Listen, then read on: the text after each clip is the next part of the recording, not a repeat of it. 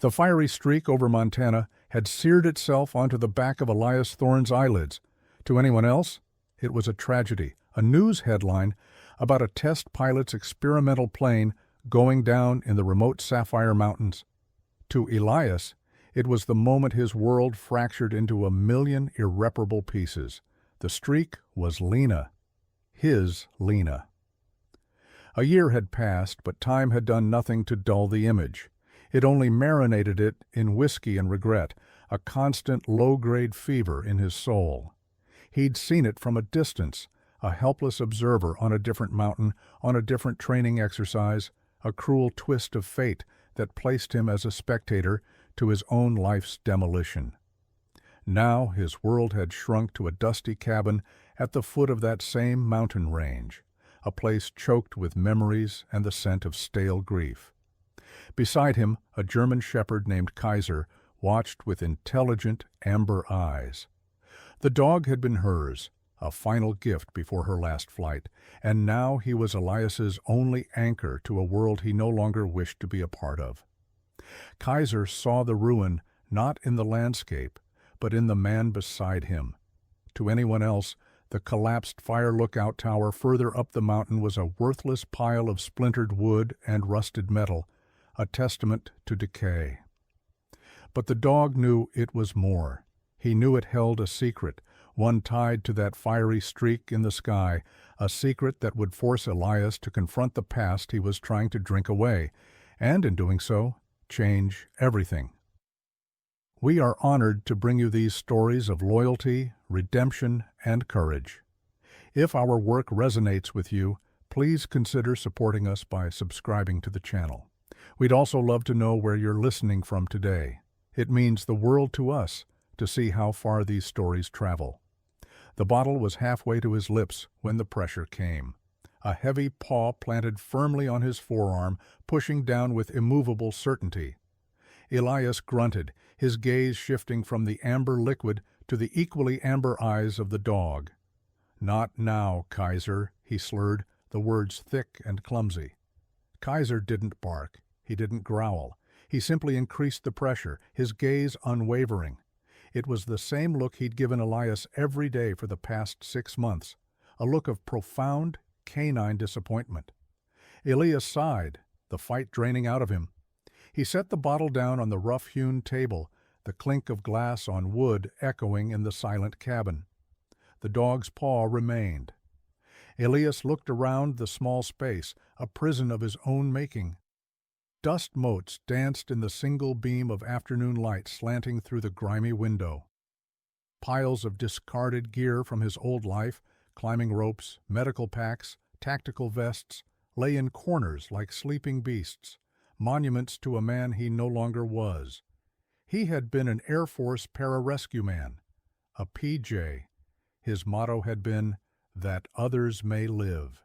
He couldn't even save himself. He had come here, to this forgotten corner of Montana, to be close to the place she fell, a form of self-flagellation. He'd bought the small parcel of land she'd always dreamed of, the one with the derelict fire tower at its peak, and then he had proceeded to let it, and himself, rot. Kaiser nudged his hand, then turned and trotted to the door, looking back over his shoulder. The message was clear. It was the same message as yesterday and the day before. Up. Elias ran a hand over his face, the stubble scratching his palm. "There's nothing up there, boy, just ghosts." Kaiser let out a single sharp bark. It wasn't a request, it was a command. With a groan that seemed to emanate from the very marrow of his bones, Elias pushed himself to his feet. His joints protested, his head throbbed. He pulled on a pair of worn boots, grabbed a faded jacket, and followed the dog out into the crisp mountain air. The trail leading up to the tower was overgrown, choked with weeds and fallen branches. It scraped at his jeans, a physical manifestation of the resistance in his heart. Every step was a battle. He remembered hiking this same trail with Lena, her laughter echoing through the pines, her eyes bright with plans. "Imagine it, Eli," she'd said, her arms sweeping towards the peak. "We'll rebuild it, Glass walls all around. We'll be able to see the whole world from up there." Now, the thought of seeing the whole world felt like a curse. He just wanted to shrink his own until it disappeared. Kaiser bounded ahead, his powerful form navigating the rough terrain with an easy grace Elias once possessed. The dog would stop every few dozen yards, waiting, ensuring his broken human was still following. The higher they climbed, the thinner the air became, and the more the whiskey from lunch protested. Elias's lungs burned. His body, once a finely tuned instrument of rescue and endurance, was now a sluggish, resentful vessel. He hated the dog for it. He loved the dog for it. When they finally broke through the tree line, the skeleton of the tower stood silhouetted against the vast, indifferent blue of the Montana sky. It was worse than he remembered. The main cabin had collapsed inward, its roof a V-shape of broken beams. The wooden stilts that held it aloft were splintered and weathered, and the catwalk that once encircled it had mostly fallen away, dangling like a broken promise. It was a perfect monument to his life. Ruin, complete and utter ruin. He stopped, hands on his knees, breathing heavily. "See, Kaiser?" Nothing. But the dog wasn't looking at the wreckage as a whole.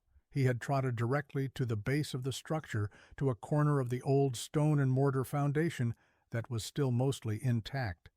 He began to sniff intently at one specific spot, his tail giving a few low, stiff wags. He pawed at the dirt, then looked back at Elias, a low whine escaping his throat. "It's a squirrel boy, or a chipmunk. Leave it." Kaiser whined again, more insistently this time, and scratched at the ground, with more force, dislodging a few loose stones. He would not be deterred. This was not the random, frenetic digging of a dog chasing a scent.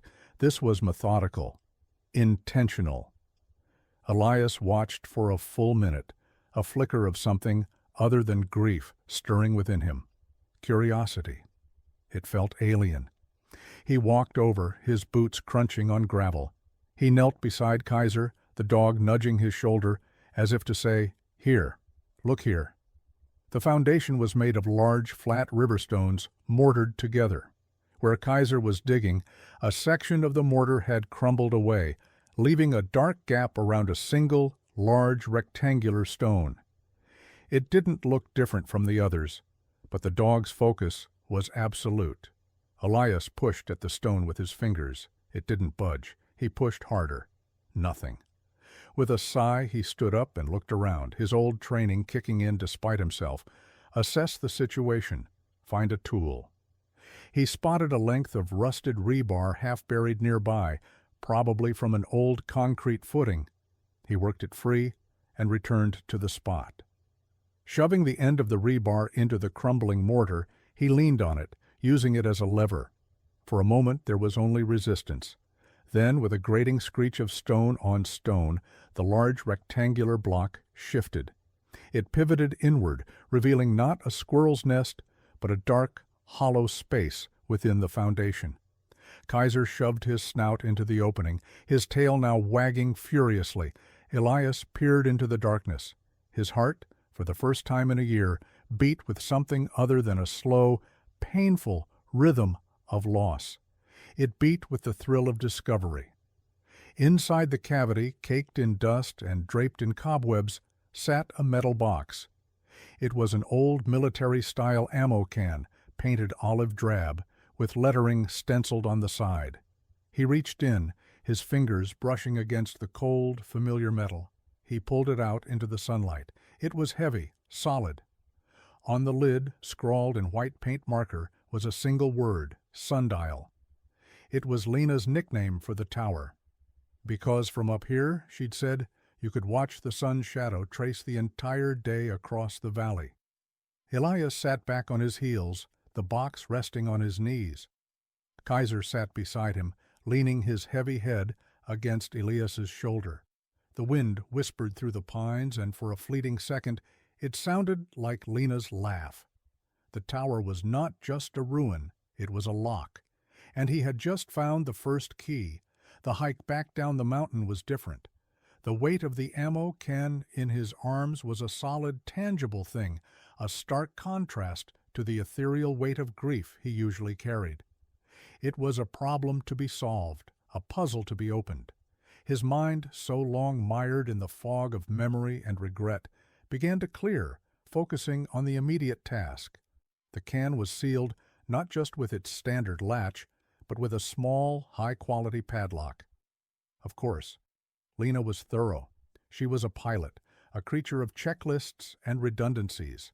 Back in the cabin, he placed the box on the table, the metal thudding against the wood with a note of finality. Kaiser lay by the door, head on his paws, watching.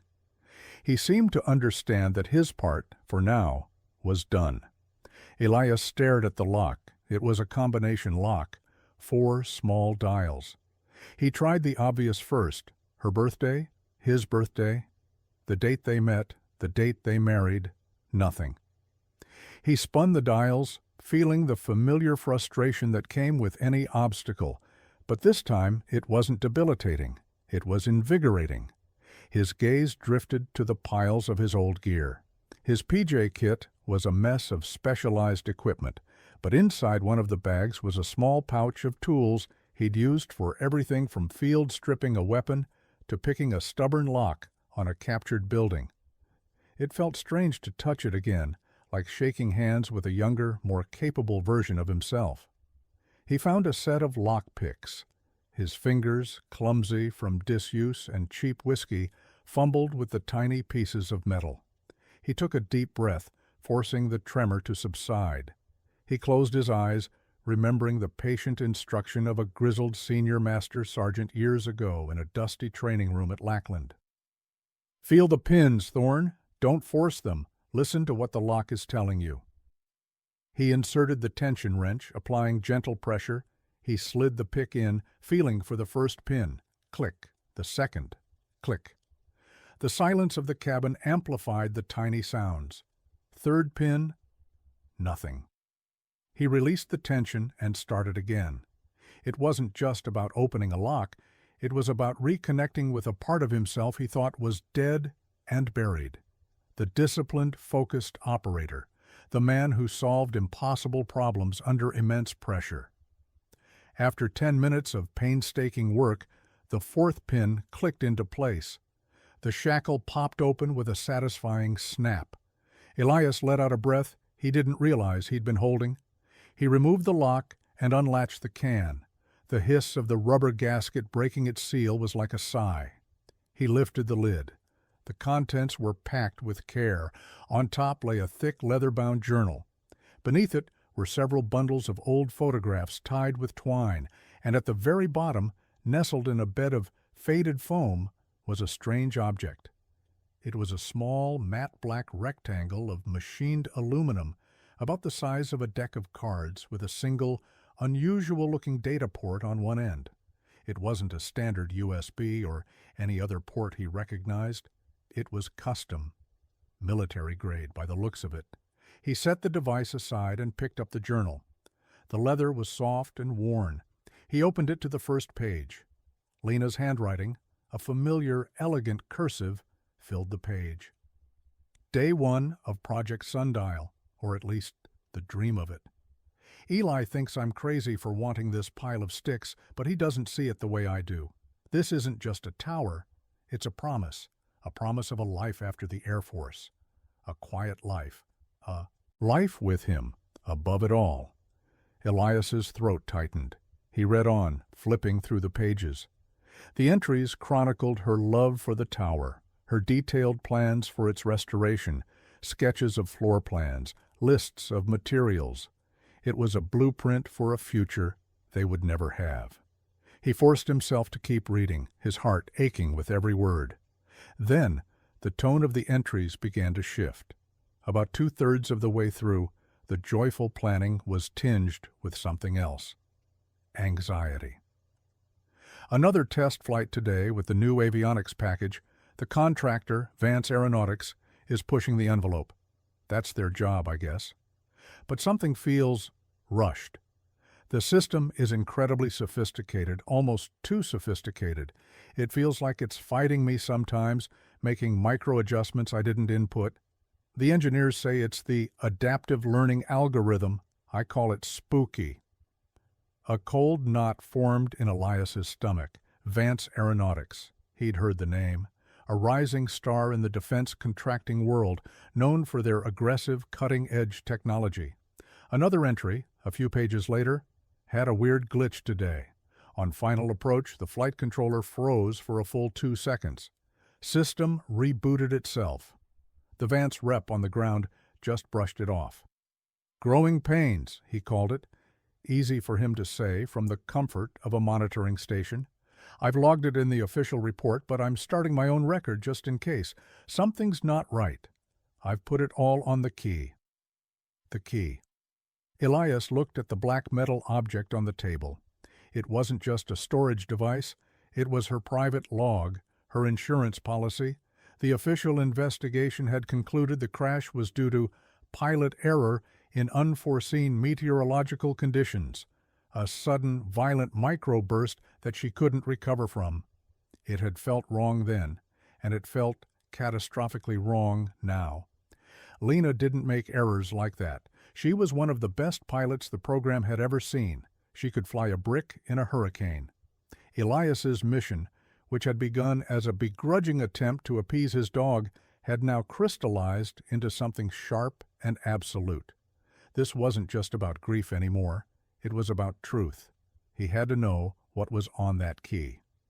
He turned his attention back to the strange device. The port was proprietary. He would need to figure out the pin configuration, maybe even build an interface cable himself. It was a daunting task, a complex puzzle of electronics and data encryption, a puzzle that required the skills of the man he used to be. For the first time in a year, Elias Thorne felt a flicker of purpose. He wasn't just restoring a tower, he was uncovering a legacy. He was finishing Lena's last flight. The ghosts on the mountain were still there, but they weren't taunting him anymore. They were waiting. The next morning, Elias awoke before the sun. The first time in a year, he hadn't been roused by a whiskey-induced headache. The cabin was cold, but the chill didn't seep into his bones as it usually did. He lit the wood stove, the crackle of the kindling a welcome sound, and put on a pot of coffee. Real coffee, not the instant sludge he'd been surviving on. While it brewed, he sat at the table and stared at the data key. He ran his thumb over the cool, smooth aluminum. This small object was now the center of his universe. He knew he couldn't crack it with brute force. It would require a combination of hardware knowledge and software decryption. It was a multi-stage problem, and his mind, finally engaged, began to break it down. Step 1. Identify the interface. Step 2. Build a connection. Step 3. Bypass the initial security. Step 4. Decrypt the data. He spent the morning online using a satellite internet connection that was painfully slow but functional. He cross-referenced military hardware databases, searching for schematics of proprietary data ports from experimental avionics systems. He found several that were similar, but none that were an exact match. It was, as he suspected, a custom job by Vance Aeronautics. He would have to figure it out himself. Using a digital multimeter from his old kit, he began carefully testing the pins in the port, mapping the voltages, trying to identify the ground, the data lines, the power. It was slow, meticulous work. Hours bled into one another. He forgot to eat. He forgot to drink. Kaiser lay patiently at his feet, a silent, furry supervisor. By late afternoon, he had a tentative pin-out diagram sketched in a notebook. It was a start, but to build a cable, he'd need parts, specific wires, a breadboard, soldering equipment, resistors, things his reclusive life had no need for, things that were in town. The thought of going into the small town of Jasper Creek sent a jolt of anxiety through him. He had avoided it for months, getting supplies delivered, keeping his interactions to a minimum. It was a place of friendly faces and concerned questions he didn't want to answer. but the need for the parts outweighed the dread. He made a list, grabbed his wallet, and for the first time in what felt like a lifetime, drove his dusty truck down the mountain. Jasper Creek was exactly as he'd left it, a postcard town nestled in a valley, with a single main street lined with brick storefronts. He parked in front of Mulligan's Hardware and Feed. A bell chimed as he opened the door, announcing his arrival. A large man with a graying beard and a friendly smile looked up from behind the counter. "Well, look what the cat dragged in, the man," Hank Mulligan said warmly. "Elias, good to see you on your feet." Elias just nodded, feeling the familiar urge to retreat. "Hank, need some things." He handed the list over the counter. Hank scanned it, his eyebrows raising slightly. Soldering iron, breadboard, assorted resistors, planning on building a radio? "Something like that," Elias mumbled, looking at the floor. Hank gathered the items with an efficient but unhurried pace that seemed to be the default setting for everyone in town. "Heard you were up at the old lookout. Tough piece of property to take on." "It's a project," Elias said, the understatement of the century. "Well, if you need lumber or anything heavier than what you've got on that list, you let me know. Happy to deliver. It'd be good to see that old tower standing again. Your wife, she really loved that spot." The mention of Lena was like a physical blow, but it didn't shatter him the way it would have a week ago. He just nodded, his jaw tight. "I know." Back in the cabin he set to work. The smell of melting solder filled the small space, another scent from his past. He carefully attached the fine wires to the custom connector he was building, his hands surprisingly steady. As he worked on the electronic puzzle, his mind drifted to the physical one, the tower. He couldn't just let it sit there and rot, not now. It was a part of her, a part of the story. The next day, he split his time. Mornings were for the data key, for the delicate work of electronics and code. Afternoons were for the tower. He drove his truck as far up the trail as he could and walked the rest of the way, this time carrying a chainsaw and a pry bar instead of a heavy heart. He started with the debris, clearing the collapsed roof sections, pulling out rotten timbers and twisted metal. It was brutal, back-breaking labor. Sweat poured down his face, soaking his shirt. His muscles, long dormant, screamed in protest, but with the pain came a strange sense of relief. The physical exertion was a release valve for the pressure that had been building inside him for a year. He wasn't thinking about the fiery streak. He was thinking about leverage, load-bearing walls, and the precise cut of a saw. Kaiser was his constant companion, sometimes helping by dragging smaller branches out of the way, but mostly just watching, a quiet, reassuring presence. One afternoon, while prying up a section of the collapsed floor, he found something else. Tucked into a joist, wrapped in oilcloth, was a set of old, rolled-up architectural blueprints. They were dated 1935, the original plans for the lookout. And tucked inside them, a single sheet of paper. It was a letter, old and brittle, from the first ranger who had manned the tower, a man named Thomas Albright. He wrote to his wife describing the profound solitude and the staggering beauty of the place. He wrote about watching for fires, a guardian of the valley. "I am a keeper of the horizon," the letter ended. "It is a lonely job, but a noble one." Elias read the words, and they resonated deep within him. He felt a connection to this long-dead ranger, another man who had found purpose in lonely vigilance. He wasn't just rebuilding a structure, he was resurrecting a legacy of guardianship. The project took on a new dimension. It wasn't just for Lena anymore, it was for Thomas Albright. It was for the tower itself. Weeks turned into a month. Elias made more trips into town, his list growing from electronic components to lag bolts, roofing tar, and sacks of concrete. He ordered lumber from Hank, who delivered it with a knowing smile and no prying questions. The people in town started to treat him differently. The furtive, sympathetic glances were replaced with nods of respect. He was no longer the town recluse. He was the man rebuilding the old lookout. The work transformed him. The bloat from the whiskey was gone, replaced by lean muscle. The haunted look in his eyes was still there, but it was tempered now by a sharp glint of determination. The tower, too, was being transformed. He had cleared the wreckage, reinforced the foundation with new concrete, and was beginning to frame the new walls. He was following Lena's sketches, which incorporated the original design, but with larger windows and a reinforced structure. One evening, as the sun set, casting long shadows across the valley, Elias stood on the newly laid subfloor of the tower. He looked out at the horizon, a vast expanse of purple and orange. Kaiser sat beside him, their two silhouettes framed against the dying light.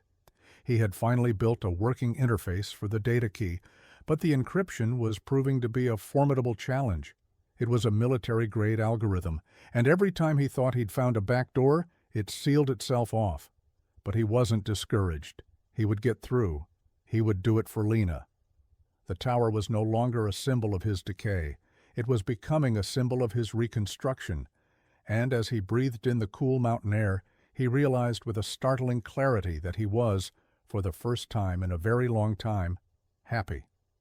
It was a fragile, tentative happiness, but it was real, and it was worth fighting for. The sleek black SUV seemed to defy the ruggedness of the mountain road, its polished paint job and chrome grille an affront to the dusty pines and weathered rock. It purred to a stop a short distance from where Elias was wrestling a heavy beam into place on the tower's second story. The driver's side door opened, and a man stepped out. He was tall, dressed in expensive-looking outdoor gear that had clearly never seen a speck of real dirt, and he wore a smile that was as polished and artificial as his vehicle. "Elias Thorne?" the man called out, his voice smooth and confident. Elias paused, setting the beam down carefully. He wiped sweat from his brow with the back of a gloved hand and looked down from his perch. Kaiser, who had been dozing in a patch of sun, was on his feet, a low rumble starting deep in his chest. "I am," Elias said, his voice flat. He didn't like uninvited guests. "Marcus Vance?" the man said, striding forward and extending a hand that Elias had no intention of shaking. "Vance Aeronautics. I hope I'm not interrupting." The name hit Elias like a physical shock. Vance Aeronautics. The name from Lena's journal, the man who owned the company whose experimental tech had been on her plane, and he was here, at the base of her tower. Elias felt a cold wave wash over him, instantly replaced by a hot, controlled anger. He kept his face a mask of neutrality. He swung down from the scaffolding with a practiced ease, landing lightly on the ground. He put a calming hand on Kaiser's back, and the dog's growl subsided into a tense, watchful silence. "What do you want, Mr. Vance?" "Straight to business. I like that," Vance said, his smile unwavering. He gestured vaguely at the half-finished structure. "I have to say, I'm impressed. I heard someone was rebuilding the old lookout, but this is ambitious. You do good work." "It's a personal project," Elias said, his eyes scanning the man. Vance had the predatory stillness of a boardroom shark, utterly out of place in the honest wilderness. "Indeed. And that's why I'm here. My company is looking to acquire a significant parcel of land in this area. We're planning a high-end corporate retreat, an eco-lodge, if you will, a place for our top engineers and executives to decompress and innovate. This particular peak, the views are unparalleled. It's the cornerstone of the entire project." Vance's gaze swept over the valley, but he wasn't seeing the beauty. He was assessing its value. "I'm not selling," Elias said simply. The words were quiet but held the density of granite. Vance's smile tightened almost imperceptibly at the edges. "Mr. Thorne, perhaps you don't understand. I'm prepared to make you an extremely generous offer, enough to let you buy any piece of land you want, build any house you want, and never have to lift a heavy beam again for the rest of your life. Let's say $2 million. For the land, the structure as is. We'll handle the rest." It was a staggering amount of money for a remote plot of land and a half-finished building. It was an offer designed to be irresistible. To the man Elias had been a month ago, it might have been a chance to run, to disappear somewhere else, and drown himself in better whiskey. But he wasn't that man anymore. This land, this tower, it was a part of him now. It was a part of Lena. Selling it would be like selling her memory. "The answer is no," Elias repeated. He could feel Kaiser's muscles tensed beneath his hand, the dog keying off his own tightly coiled emotions. Vance's facade of friendly business finally began to crack. He dropped the smile, and his eyes, cold and calculating, met Elias's. "Everything has a price, Thorne. You're a practical man, I can tell, a veteran. You understand pragmatism. This is a pragmatic solution for both of us." "This place isn't for sale," Elias said, his voice dropping. "It's a memorial. I think you should leave." The word memorial hung in the air between them. Vance's expression flickered with something. Annoyance? Or was it recognition? He looked from Elias to the tower and back again. He was connecting the dots. Thorne, the pilot's husband. "I see," Vance said slowly, the manufactured warmth gone from his voice, replaced by a chillingly transactional tone. "I'm a man who gets what he wants, Mr. Thorne. I'd advise you to reconsider my offer. It's the easiest way this goes for you. The most profitable, certainly."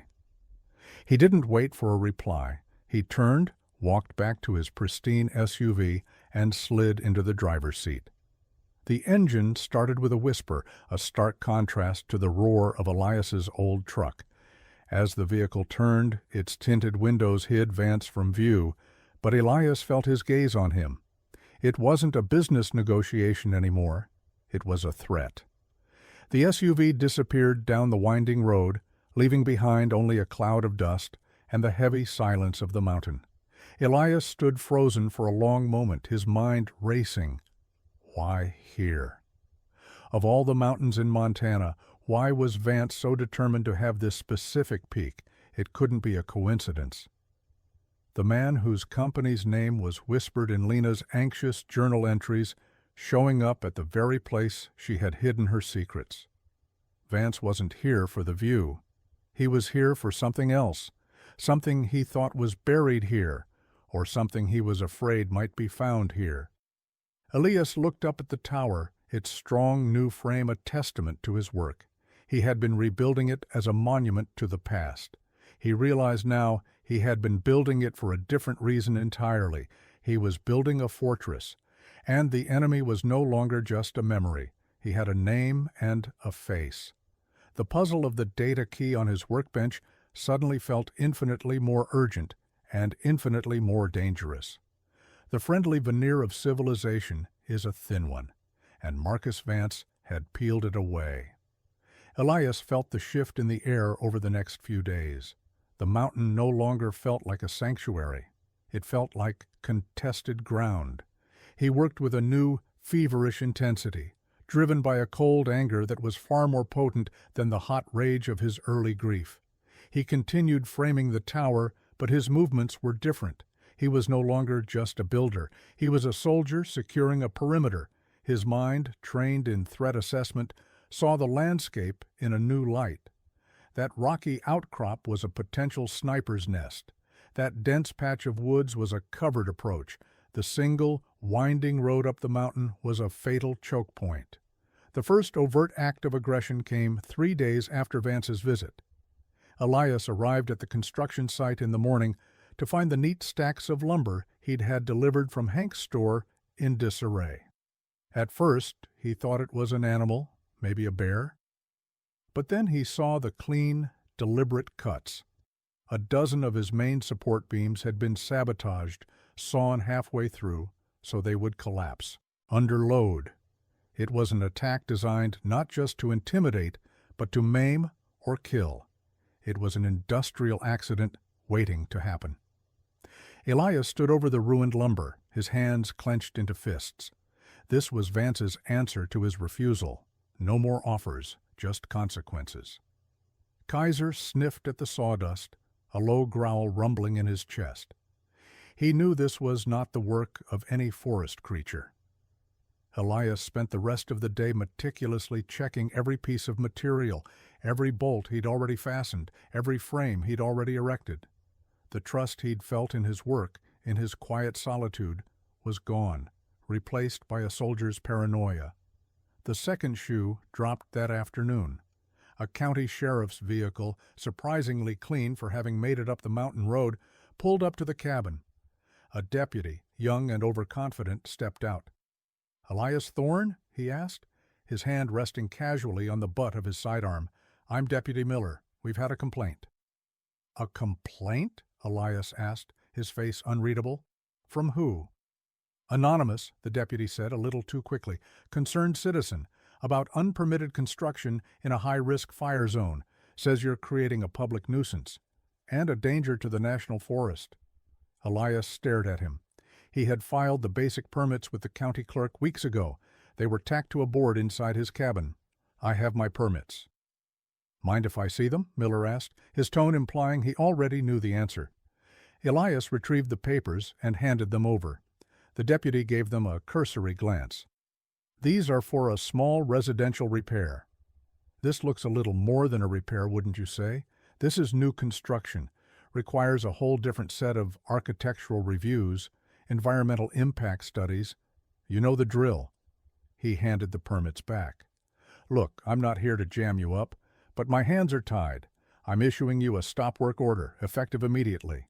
You add one more nail to that thing and we'll have to escalate. Fines, maybe even seizure of property." The threat was veiled, but the message was crystal clear. Sell to Vance or we will crush you with the weight of the law. The system was being weaponized against him. Vance wasn't just a rich bully, he was powerful. He had connections. He could make a man's life a bureaucratic hell. "I understand, Deputy," Elias said, his voice dangerously calm. The deputy seemed relieved. He probably expected an argument. "Good. Glad we're on the same page. I'd hate to have to come all the way up here again." He got back in his car and drove away, leaving Elias standing in the dust, the useless stop-work order in his hand. The rage was a cold, pure thing now. They thought they could corner him. They thought they could break him with threats and red tape. They had mistaken his grief for weakness. They had no idea who they were dealing with. He walked back into the cabin and straight to his workbench. The half-finished interface for the data key sat there, a silent challenge. The time for slow, careful work was over. The stop work order on the tower was a gift. It freed up his time for the real battle. He worked through the night, fueled by black coffee and a righteous fury he hadn't felt since his days in the service. The encryption was a labyrinth, a constantly shifting puzzle box. But every system has a designer, and every designer has a flaw, a signature, a tell. He started looking not for a flaw in the code, but for a flaw in the coder. He looked for patterns, for repeated strings, for the kind of lazy shortcut a brilliant but arrogant programmer might use. He thought about Vance, his polished confidence, his belief that everything could be bought or broken. That arrogance would be reflected in his company's work. Around 3 a.m., he found it. A tiny recursive loop in the authentication protocol. It was elegant, almost impossible to spot, but it was a vulnerability.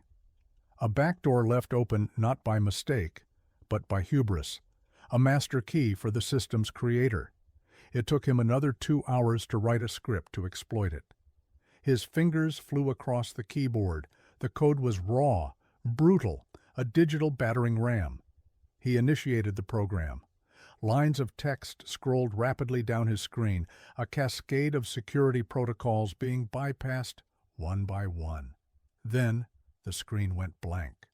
For a heart-stopping second he thought he'd failed, that he'd triggered a final security measure that had wiped the key.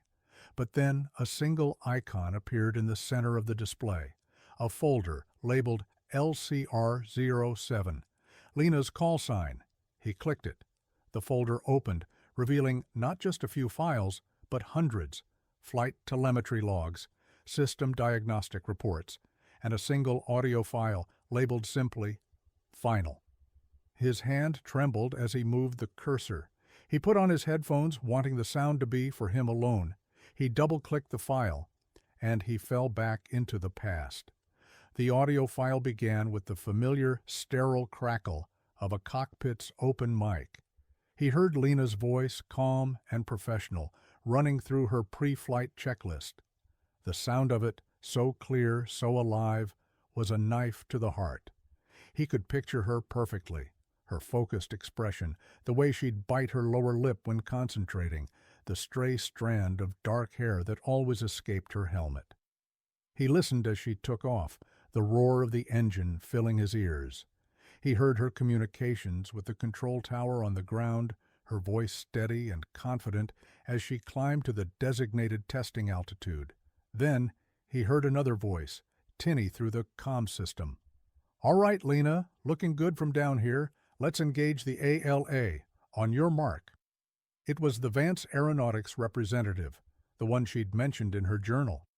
"Engaging adaptive learning algorithm now," Lena replied. For several minutes, the flight was smooth. Eliasa could hear the soft hum of the experimental avionics, a sound that now made his skin crawl. He followed along with the telemetry data scrolling on one side of his screen, altitude, airspeed, engine temperature, all stable. Then, the first anomaly, a slight uncommanded dip of the right wing. "Control, did you see that?" Lena's voice, still calm, but with a new edge of alertness. "We saw a minor correction, LCR-07. System is just settling in," the voice from the ground replied dismissively. "Negative, Control. That was not a correction. It was an uncommanded input," Lena insisted. Elias's knuckles were white as he gripped the edge of the table. He knew what was coming, but he was powerless to stop it. He was a spectator again, just like that horrible day. The data on his screen began to fluctuate wildly. The plane's pitch and roll indicators started to jump. "The system is fighting me," Lena said, her voice strained now. He could hear her breathing quicken, the sound of physical effort as she wrestled with the controls. "It's locking me out. I'm trying to disengage the ALA. It's not responding. I have no manual control." A klaxon began to blare in the cockpit, the horrifying, piercing sound of a stall warning. The telemetry showed the plane entering a steep, uncontrollable dive. "Mayday, mayday, mayday!" Lena's voice was sharp, professional, even in the face of death. She was a pilot to the very end. "Experimental aircraft. Loss of all flight controls. Vance system failure. I repeat, Vance system failure." The voice from the ground was frantic now. "LCR-07, try rebooting the secondary bus. Cycle the power." "There's no time," she yelled back over the scream of the wind and the blaring alarms. "Tell Elias. Tell him I love—" The audio cut out as the recording device lost power, a fraction of a second before the telemetry flatlined. The final sound was an abrupt, violent silence. Elias ripped the headphones from his ears and threw them across the room. A raw, guttural sob tore from his throat, a sound of pure agony. He had known it wasn't her fault, but hearing her last words, her terror, her strength, it was a fresh hell. He sat there shaking as tears streamed down his face. The grief was a physical, crushing weight, but beneath it, the cold fury began to solidify into something harder and more dangerous than diamond. It wasn't just negligence. It wasn't just a faulty system. It was murder. Vance had known his system was flawed. He had pushed it anyway, and when it failed, he had covered it up, letting the world blame a dead pilot. He had profited from Lena's death, and then had the gall to come to her mountain, to her memorial, and try to buy it, to pave over the last secret place she had. He wanted the land to bury the evidence for good. Maybe he suspected something was hidden here. Maybe he just wanted to own the last piece of the story, to exert his final, absolute control. The stop work order, the sabotaged lumber, it all clicked into place. Vance wasn't just trying to intimidate him into selling. He was trying to get him off this mountain because he was afraid of what Elias might find. And now Elias had found it. The wound of Lena's death and the stakes of the fight for the tower had just fused into one. This was no longer about a property dispute. It was about justice. It was about a promise he'd made to a woman whose last words were a declaration of love for him. Elias stood up, his body trembling with a mixture of grief and adrenaline. He walked to the window and looked up at the dark silhouette of the half-finished tower against the star-dusted sky. He had been a pararescue man. His job was to go into the most dangerous places on Earth to save people. He couldn't save Lena, but he could still save her truth. He could still ensure that the man responsible for her death would face a reckoning. His training, which he had tried to forget, to drown in whiskey, now flooded back into his mind. Not the medical training, not the rescue techniques. The other side of it. The survival, the evasion, the tactical skills. The part of the job that kept you alive so you could do the saving. Vance thought he was dealing with a broken-hearted widower. He was about to find out he was dealing with a man who had nothing left to lose and a very particular set of skills. The mountain was no longer a refuge. It was a battlefield, and Elias was preparing for war. The cold fury of the night solidified into the cold, clear light of dawn. Grief was a fog, but rage was a lens. It brought the world into sharp, tactical focus. Elias knew Vance would not stop. Having failed to buy him or intimidate him, Vance's next move would be to eliminate him and seize the evidence. He wouldn't send another deputy with a piece of paper. He would send men with darker intentions. Elias had a choice. He could take the data, run to the federal authorities, and disappear into a witness protection program, hoping the system would work. Or he could make his stand here, on Lena's mountain, and ensure justice was served on his own terms. For a man who had spent a year running from his life, there was no real choice at all. He would not run again. He spent the morning making a costly but necessary decision. He made 3 encrypted copies of the data from Lena's key. The first he uploaded to a secure cloud server, routing it through half a dozen international proxies. The second he transferred to a small, waterproof thumb drive, which he sealed in a plastic bag. The third copy remained on his laptop. He then composed an email to a man named David Chen, his former team leader in the PJs, now working a quiet desk job at the Pentagon. The email was short and contained a link to the cloud server, protected by a complex password. The subject line was a code they had used in the field. Bluebird down. The body of the ice. Email read, Dave, if you're reading this, I've missed my check-in. Password is the grid coordinate of our first jump together. Everything you need is at the link. Do what's right. For Lena. He set the email to send automatically if he didn't log in and reset a 48-hour timer. It was his dead man switch, his insurance policy. That done, he took the thumb drive and hiked up to the tower. He found a spot in the new foundation, a hollow block he had designed as a small, hidden safe. He placed the drive inside, mortared it shut, and disguised the fresh stonework to look like the old. The original data key, Lena's key, he kept with him. It was the primary evidence, and it was the bait. Now he turned his full attention to preparing the battlefield. His mind, once a catalog of medical procedures and rescue techniques, was now a blueprint of defensive strategy.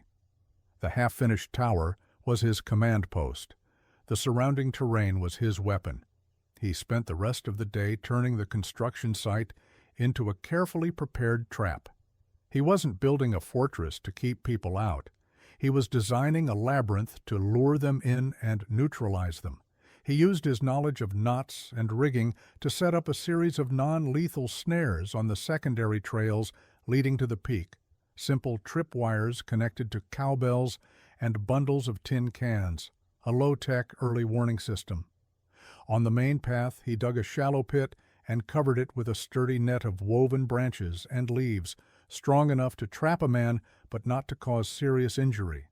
His goal wasn't to kill, it was to capture, to control the situation. He analyzed the tower itself. The open framing, which made it vulnerable, also provided clear lines of sight and multiple points of egress. He ran lengths of rope from the second-story scaffolding to sturdy trees, creating zip lines that would allow him to move quickly and silently from the tower to the surrounding woods. He repurposed a powerful, battery-operated construction winch, bolting it to a main support beam and running the cable to a heavy cargo net hidden in the shadows of the first floor. It was a crude but effective capture device. He checked his own gear. He had no firearms in the cabin, having sold them all after leaving the service. He had no desire to ever hold one again. But he had other tools: a climbing axe, a length of high-tensile rescue rope, a medical kit filled with sedatives and restraints. The tools of a rescuer, repurposed for a different kind of extraction. As dusk began to settle, casting long, ominous shadows, the preparations were complete. Elias stood on the second floor of the tower, a modern-day ranger in his lonely lookout. He wasn't watching for fires in the valley below. He was watching the road. Kaiser stood beside him, perfectly still, his ears twitching, sensing the tension in the air. The dog hadn't left his side all day, a silent partner in the grim preparations. Night fell completely, a blanket of impenetrable black. Elias switched off his headlamp, letting his eyes adjust to the darkness. He had spent countless nights on missions where vision was a liability and other senses were paramount. He listened. The wind in the pines, the distant call of an owl, and then another sound. The faint, low growl of an engine far down the mountain. They were coming. He gave Kaiser a final firm pat on the head. "Watch my back, boy," he whispered. The dog let out a soft whine, pressing against his leg. Elias took a deep breath, the cold night air filling his lungs. The fear was there, a familiar thrum beneath his ribs. But for the first time in a year, it was overshadowed by something else: purpose. He was no longer a ghost haunting his own life. He was a guardian. He was a keeper of the horizon, and he would not let them pass. The headlights cut twin beams through the darkness at the base of the mountain, moving faster than a civilian vehicle should on such a treacherous road. Two vehicles, not Vance's sleek SUV, but two dark, heavy-duty trucks. This wasn't a negotiation. This was a tactical insertion. Elias watched them from the shadowy perch of the tower's upper level. He had a clear view of the entire approach. He waited, his heart a slow, steady drum against his ribs. The first truck hit the concealed pit. There was a lurch, a crunch of metal and snapping branches, and the vehicle came to an abrupt, tilted stop. The headlights died. Shouted curses echoed up the mountain. Perfect. One vehicle, and likely two men, were out of the fight before it even began. The second truck screeched to a halt behind the first. Doors opened. Three figures emerged, silhouetted by their own headlights. They were large men, moving with a purpose that suggested professional experience. Vance hadn't hired local thugs. He'd hired mercenaries. One man stayed with the trucks, likely trying to work the first one free, while the other two started up the trail on foot, carrying heavy flashlights and what looked like bolt cutters. Their beams sliced through the darkness, sweeping the woods. Elias faded back from the edge of the scaffolding, becoming one with the shadows. Kaiser remained at his side, utterly silent, a coiled spring of muscle and instinct. The men were clumsy in the wilderness, their heavy boots snapping twigs, their muttered conversation carrying in the still night air. They were city predators, out of their element. Elias waited until they passed the first of his early warning tripwires. A sudden, jarring clatter of tin cans erupted from the woods to their left. The men froze, spinning around, their flashlight beams darting frantically. "What was that?" one of them hissed. "Probably a raccoon," the other grunted, though his voice lacked conviction. They continued forward, more cautiously now, their confidence rattled. They were expecting a broken man in a cabin, not a prepared defense. Elias moved silently along the scaffolding. to the far side of the tower, grabbing one of the pre-positioned ropes.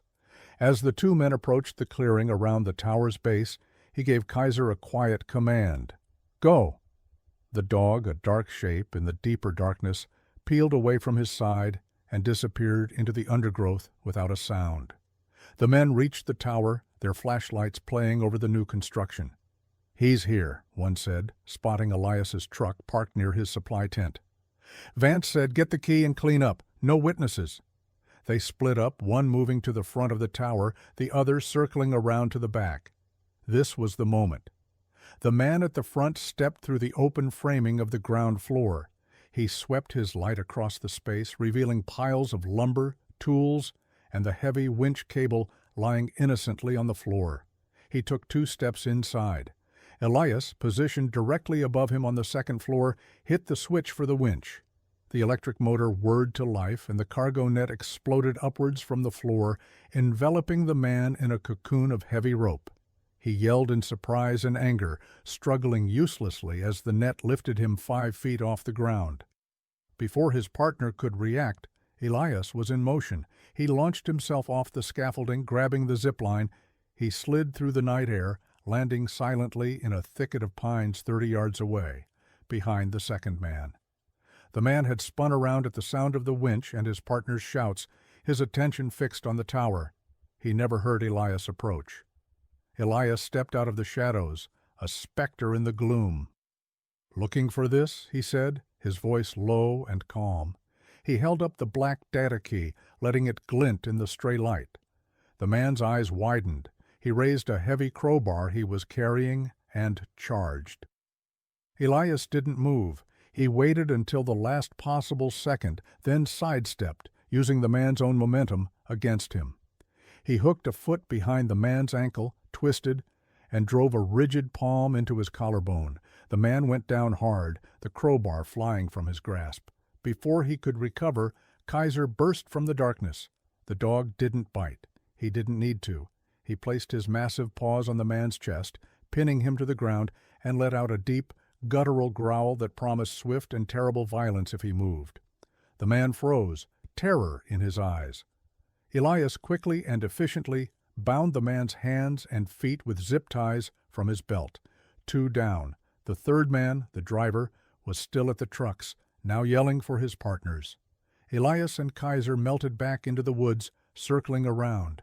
The man was working frantically at the trapped truck with a pry bar, his back to the trail. Elias moved with the silence of a ghost. He was 10 feet away when the man finally sensed something and started to turn. It was too late. Elias closed the distance in 2 quick strides and applied a precise carotid restraint. The man struggled for a few seconds, then went limp, unconscious. Elias lowered him gently to the ground and secured him. 3 down. He stood up, breathing steadily, and listened. The mountain was quiet again, except for the muffled cursing of the man in the net. He looked toward the road. The operation was too clean, too simple. Vance wouldn't have sent just 3 men. He was the type to have a contingency. And then he saw it. A single light far down the road, stationary. Another vehicle, waiting. And standing beside it, a tall figure, watching the mountain through binoculars. Vance. He hadn't just sent his dogs. He'd come to watch the hunt. Vance saw his men's lights go out. He saw the chaos. And now he was coming to finish the job himself. Elias ran back to the tower. The final confrontation wouldn't be in the woods. It had to be here, in Lena's tower. He climbed back to the second floor, the data key clutched in his hand. He knelt beside the trussed-up mercenary who was still swearing at him from within the net. "Tell your boss I'm waiting," Elias said, and cut the man free. The man dropped to the floor, gasping. He looked at Elias with a new respect born of fear. "He'll kill you." "Let him try," Elias said, and disappeared into the half-finished 3rd level of the tower, the highest point. He heard the man scramble away into the darkness, running back down the trail to his master. The bait was taken. Now he just had to wait for the viper to enter the trap. The silence that followed was heavier than the darkness. Elias positioned himself in the shadows of the uppermost level of the tower, the part that was still just open framework, offering a panoramic view. Down below, he could see the freed mercenary reach the road and speak frantically to Vance. After a moment, Vance got into his own vehicle, the sleek SUV, and started up the mountain, driving cautiously around the trapped truck. He was coming alone. Arrogance. He believed he could handle one grieving man himself. Vance parked near the tower and got out, leaving the engine running, the headlights cutting a stark stage in the clearing. He held a pistol, holding it with a casual confidence that told Elias he was no stranger to violence. "Thorne," Vance's voice cut through the night, "I know you're up there. You've been a bigger pain than I anticipated. I'll give you that. But this is over. Give me the key, and I'll make your end quick. I might even leave the dog alone." The threat to Kaiser sent a fresh wave of cold rage through Elias. He remained silent, motionless. He watched as Vance, pistol raised, entered the ground floor of the tower. He moved slowly, cautiously, his eyes scanning the shadows. He saw the discarded net, the signs of a struggle. He was alert, dangerous. Kaiser was hidden in the deepest shadows of the first floor, behind a stack of plywood, a silent black shape in the blackness. Elias had given him one command: wait. The dog would not move, would not make a sound until he heard the release word. Vance cleared the ground floor and started up the rough ladder to the second story. His footsteps were heavy on the wooden planks. He was a predator, confident in his position at the top of the food chain. He saw the open space, the tools, the ropes. His flashlight beam probed every corner. "Don't be a fool, Thorne. You can't win. I own the system. I own the narrative. A dead hero pilot and her grieving husband who tragically took his own life. It's a sad story, but a clean one." Elias's hands tightened on the wooden beam he was crouched behind. He let the taunts wash over him, fueling the icy resolve in his veins. Vance climbed the final ladder to the top level, where Elias waited. He stepped onto the platform, his back to the open framework, and the sheer drop to the rocks below. The wind whistled through the exposed beams. His flashlight beam found Elias, crouched in the far corner. "There you are," Vance said, a cruel smile on his face. He raised the pistol, centering it on Elias's chest. "End of the line. Now, the key." Elias slowly stood up, his hands raised in a gesture of surrender. In one hand, he held Lena's data key. "You murdered her," Elias said, his voice quiet, devoid of emotion. "She was a line item on your balance sheet." "Business is a dirty game," Vance sneered. "She knew the risks of being a test pilot. She signed the waivers. The technology was worth it. Her death, your little drama here, it's all just the cost of progress." He took a step closer. "Now toss the key over here, slowly." Elias looked at the key in his hand, then at Vance. "This is what you killed her for, this little piece of metal." "It's not a piece of metal," Vance corrected him, his eyes glinting with fanaticism. "It's the future. It's worth more than her life and yours combined. Now throw it." Elias acted, but he didn't throw the key to Vance. He tossed it backward, out of the tower, into the blackness of the night. For a split second, Vance's composure broke. His eyes followed the key, his greed overriding his training. "No!" he screamed, lunging instinctively toward the edge of the tower, as if he could somehow catch it in mid-air. It was the opening Elias needed. He exploded into motion, covering the distance between them in a heartbeat. He didn't go for the gun. He slammed his shoulder into Vance's side, a brutal driving tackle. The impact sent both men crashing against the low temporary railing at the edge of the platform. The hastily constructed railing splintered, then broke. Vance screamed, his body tipping backward into the abyss. But his hand shot out, grabbing the front of Elias's jacket, pulling him over the edge with him. They fell together into the darkness. But Elias had planned for this. His other hand was already gripping a thick rescue rope he had tied to the main central beam of the tower. The rope went taut, arresting his fall with a violent jerk that nearly dislocated his shoulder. He hung, There, 10 feet below the platform, the wind whipping around him. Vance wasn't so lucky. His grip on Elias's jacket held for a terrifying second, his full weight dangling from the fabric. His eyes were wide with shock and terror. He looked down at the rocks, 50 feet below, then back up at Elias. "Help me!" he shrieked, his arrogance shattered. "Pull me up!"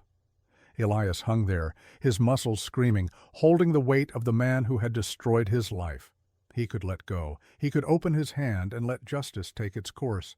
It would be so easy. He saw Lena's face in his mind, heard her last words, and he knew he couldn't. He wasn't a murderer. He was a rescuer. "Kaiser!" Elias roared, the release word echoing into the night. "Now!" From the ground floor of the tower, a black shape erupted from the shadows. Kaiser shot up the ladders with incredible speed and agility, his claws finding purchase on the wooden rungs. He reached the top platform, a low, menacing growl ripping from his chest.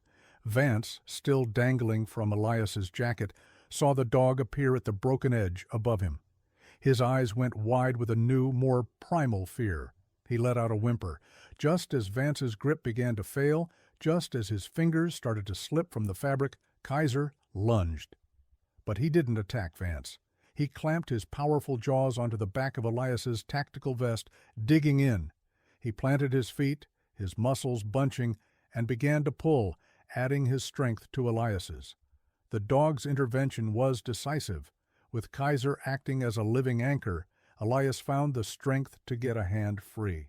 He grabbed Vance's wrist in an iron grip. "It's over, Vance," Elias grunted, and with a surge of adrenaline, he began to haul the sputtering, terrified man upward, back toward the platform, back toward justice, not vengeance. With Kaiser's weight providing a critical anchor, Elias managed to swing them both back toward the tower. He found a foothold on a lower crossbeam, and with a final desperate effort, he shoved Vance up onto the second-story platform before pulling himself up after him. Vance lay on the wooden planks, gasping and shivering, the fight completely gone from him. Kaiser stood over him, a silent, furry guardian, making it clear that any sudden moves would be a fatal mistake. Elias was exhausted, his body bruised and his shoulders screaming in pain, but he was alive, and he had won. He retrieved a set of restraints from his pack and secured Vance. Only then did he call Kaiser off. The dog immediately came to Elias's side, licking his hand, whining softly, as if to ask if he was okay. "I'm okay, boy," Elias said, sinking to his knees and wrapping his arms around the dog's thick neck. "You did good.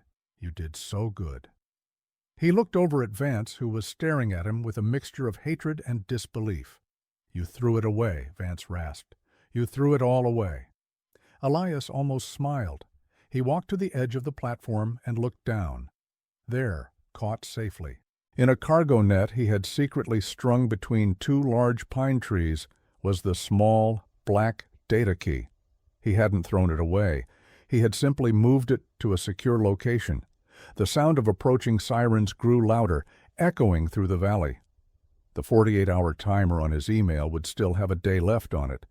But Elias had made a call to the state police on a burner phone as soon as he'd incapacitated Vance's men, giving them an anonymous tip about an assault and trespass at the old lookout. He wanted this done by the book. When the authorities arrived, they found a scene of bizarre but effective citizens' arrest. 3 mercenaries tied up near the road, another unconscious, and the CEO of a major defense contractor zip-tied on the second floor of a half-built tower guarded by a German shepherd. Elias handed over the data key and a written statement detailing everything. The federal authorities were contacted, and by morning the mountain was swarming with FBI agents.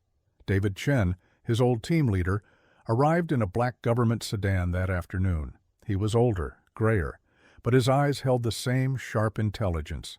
He read Elias's report, looked at the data, and simply clapped a hand on his shoulder. "You did the right thing, Eli," he said. "We'll take it from here. She'll get her justice." The fallout was seismic. The data on the key was irrefutable. Vance Aeronautics was exposed. The investigation revealed a massive, systemic cover-up, leading to dozens of arrests, the grounding of an entire fleet of experimental aircraft, and a congressional hearing that overhauled safety protocols for defense contractors. Marcus Vance, facing a mountain of evidence and the testimony of his own hired guns, was convicted on multiple counts, including involuntary manslaughter, obstruction of justice, and a host of federal violations. He would spend the rest of his life in prison. The tower, for a time, was a crime scene, but eventually the tape came down, and it was his again. The stop work order was lifted, and the county, embarrassed by the actions of its corrupt deputy, fast-tracked all his permits with a sincere apology. Elias finished the restoration. He worked slowly now, no longer driven by fury, but by a sense of peace and purpose. He followed Lena's plans, installing the large glass windows she'd dreamed of. He built the furniture by hand from the pines on their land. He made it a home. It wasn't the future they had planned, but it was a future nonetheless. The lawsuits against Vance's now bankrupt company resulted in a massive settlement. Elias, a man who had never cared for money, suddenly had millions. He knew immediately what to do with it.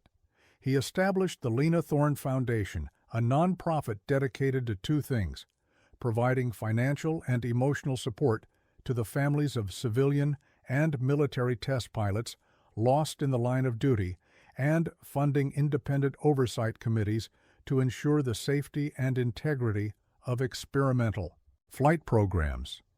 The tower became the Foundation's symbolic headquarters, a place of vigilance, a beacon of integrity. 1 year after that fateful night, Elias stood on the finished balcony of the tower. The structure was magnificent, a seamless blend of old timber and new glass, a testament to resilience and restoration. The sun was setting, painting the sky in the same brilliant shades of orange and purple as it had on the day he first found Lena's journal. Kaiser was at his side, his head resting on Elias's knee. They looked out over the valley at the vast, peaceful horizon. The fiery streak was still etched in his memory, but it was no longer a symbol of loss and helplessness. It was a catalyst. It was the beginning of a journey that had led him out of the darkness. He had not forgotten the past or run from his grief. He had confronted it, fought for it, and in doing so had built a new life from its ashes. The tower was no longer a monument to what was lost. It was a testament to what could be rebuilt.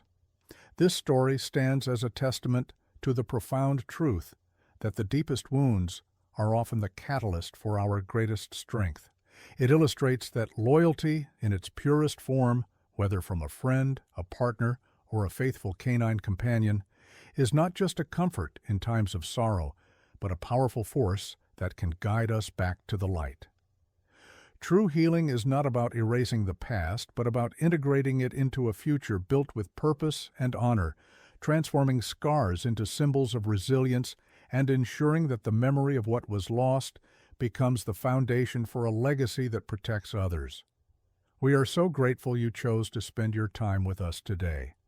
If this story moved you, we would be honored if you would leave a comment below sharing your thoughts. Please consider liking this video, sharing it with someone who might appreciate it, and subscribing to our channel for more stories of redemption and courage.